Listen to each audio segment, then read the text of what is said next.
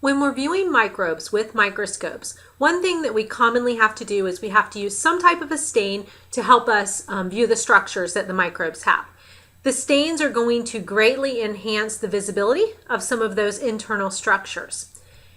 So if we look at how we're going to actually prepare specimens for the staining process, a few steps are involved.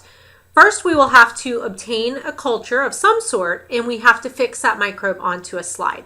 So typically this is going to be spreading a liquid culture on the slide, or maybe making a smear of the culture on the top of a glass slide.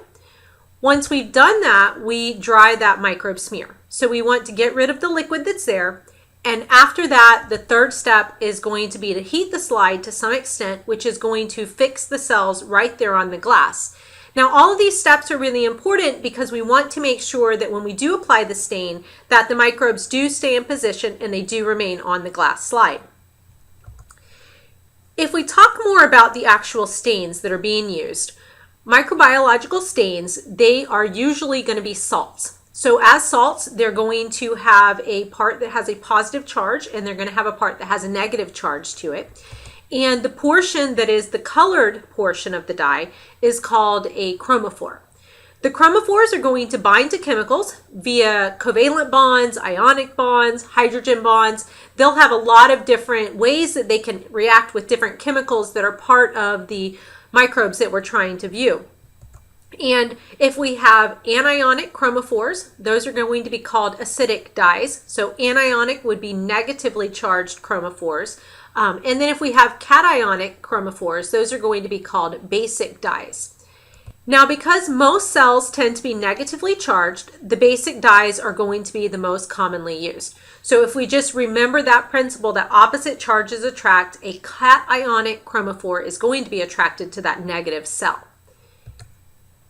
If we look at specific types of stains, we have two categories. We have simple stains, and then we also have differential stains. The simple stains are considered simple because all this is going to involve is basically soaking the smear in a dye or applying the dye to our smear and then rinsing off all of the excess. Examples of simple stains involve crystal violet, saffron, and methylene blue. The microscope slide that we see right here shows us what that can look like if we do apply a simple stain. Notice that we started with cells that are relatively colorless, and then we apply the stain, and we can now see definite cells there on our slide. This is going to help us to view overall cell shapes and structures. The differential stains are more complex. There's going to be more than one step when we're actually applying the stain to our prepared slide. And typically these are going to use more than one dye, and that will be because they are then able to differentiate different types of cells or different cell structures, chemicals, or even cell wall layers. Examples of these types of stains are gram stain, Acidfast stain, and then also hematoxylin. Probably the most common is the gram stain.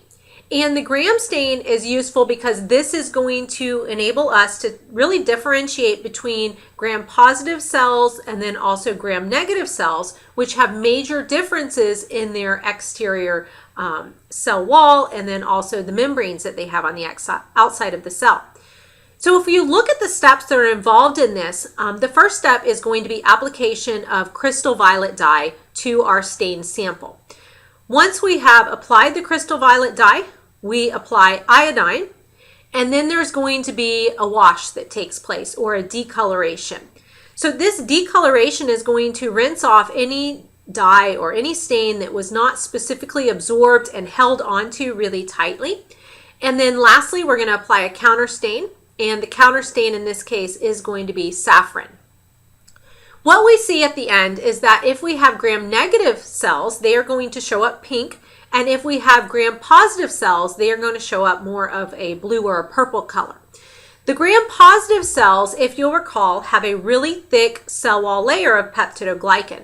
And that really thick cell wall layer is going to hang on to that initial stain that we do apply, so that when we do try to decolorize, that doesn't really wash off. So they do hang on to the crystal violet, and they will then appear crystal violet later, or they will appear violet or purple in color.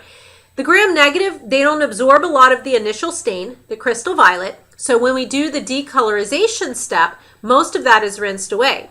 And then when we follow that up with the saffron stain, they're able to absorb that saffron stain, which is going to give them the pink color. In this slide picture here, you can see the difference between cells that are staining gram-positive versus the one that are staining gram-negative. Most of the other differential stains that we will take a look at, they follow the same general process, where we will apply one stain, then we're going to go through a decolorization step, and then we will apply a follow-up stain. And in the end, we'll be able to visualize two different types of cells or two different types of structures. The acid-fast stains are going to work well when we have bacteria that have large amounts of waxy lipids in their cell walls.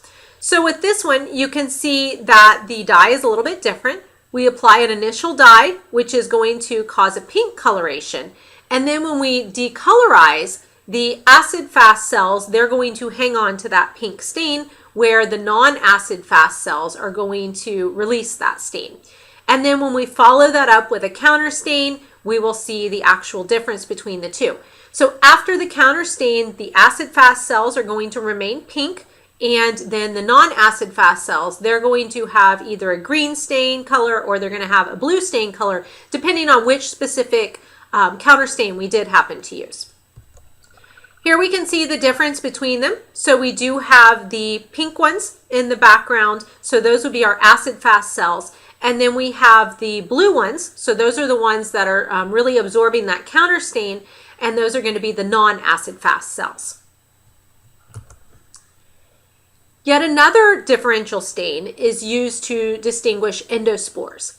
Endospores have walls that are very impenetrable to your typical chemicals. So this makes them especially hard to actually stain because they do not absorb those stain molecules. And so in this case, the way that we get the endospore to actually absorb the stain is going to be with application of heat. So heat is going to be used to drive the primary stain, which is malachite green in this case. It's going to actually drive that stain into the endospore so that later we can actually visualize the endospores. So we're going to start by applying malachite green and heat to our sample of cells. And then ideally, this will help the endospore to absorb that particular stain. Then we're going to cool the sample because we did heat it, so we want to cool it off a little bit. Then we're going to decolorize. Typically, water is what we're going to decolorize with, and then we're going to follow this up with a counter stain of saffron.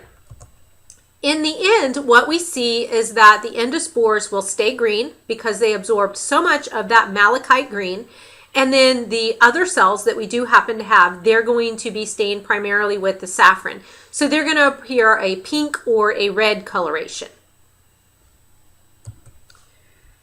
If we look at other histological stains, histological stains include Gamori methamine silver stain. This one is specifically for identification of fungi, and then it also helps many times to identify specific locations of carbohydrates that we do have in tissues. Another one is hematoxylin combined with eosin stain. This is commonly called HE stain, and this one is to delineate specific specimen features. And one place where this one is commonly used is it does help to identify the presence of cancer cells. Negative stains are going to not be absorbed by the actual cells, and instead these are absorbed by the background. So negative capsule stain is often used.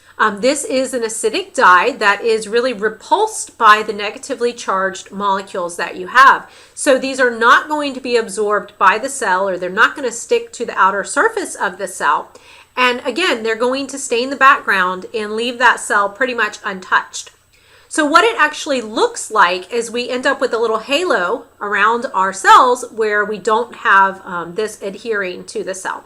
And so it can reveal the presence of negatively charged bacterial capsules, and you can see those little halos in this particular microscope image.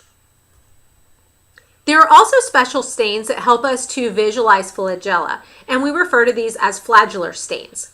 These are going to specifically bind to the flagella and increase their diameter. If we increase the diameter, they're going to be much more visible. And while flagella can typically be seen just using the light microscope, this is going to make them much more obvious so that we can definitely study them in greater detail. If we now contrast this a little bit with electron microscopy. Electron microscopy does not use typical stains as we think of them with light microscopes. Light microscopes use colored stains, and electron microscopy is going to use heavy metals. Heavy metals such as lead, osmium, and tungsten, these are going to be actually affixed or coat the surface of our samples, and they're going to help us to visualize structures with the electron microscopes.